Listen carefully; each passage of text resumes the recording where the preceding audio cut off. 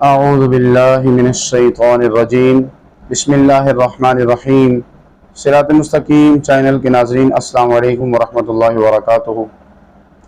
नाज़रीन, मौसम गर्मा है और इस मौसम के अंदर बहुत सारे लोग जो हैं वो पसीनों की वजह से परेशान होते हैं। पसीने की बदबू जो है वो आती है और कई ऐसे हैं कि उनके मुंह से जो है वो बदबू आती है।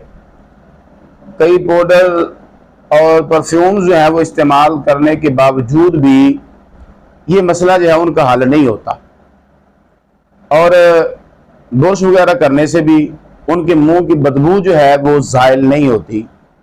तो ऐसे हजरात के लिए मैं आज एक चीज़ जो है कुदरत का एक अनमोल तोहफा जो है वो आपके सामने पेश करने लगा हूँ, जो देखने में हमें आम सी चीज़ जो है वो नज़र आती है, लेकिन उसके फ़वाइद जो हैं वो बहुत ज़्यादा हैं।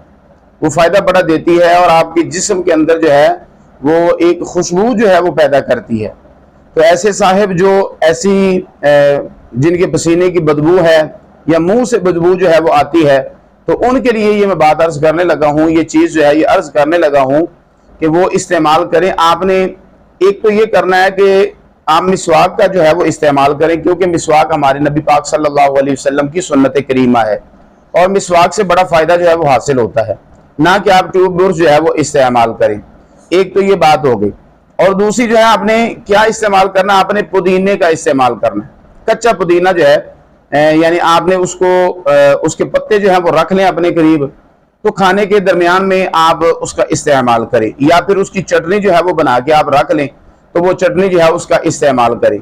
तो जब आप ये अमल करेंगे, चटनी का इस्तेमाल करेंगे, और ये नहीं है कि बस एक दो दिन किया और फिर छोड़ दिया, आपने उसको जो है वो रेगुलर इस्तेमाल करना है। और अगर आप इस्तेमाल करते हैं ज़्यादा, तो इंशाल्लाह मैं गारंटी के साथ ये बात अर्ज करता हूँ कि ये पुदीना जो है ये कुदरत ने ऐसा इसके अंदर जो है कमाल रख दिया है, ऐसा इसके अंदर फवायद जो है वो रख दिए हैं कि ये आपके जिस्म के अंदर एक कुदरती तौर पे खुशबू जो है वो पैदा करता है।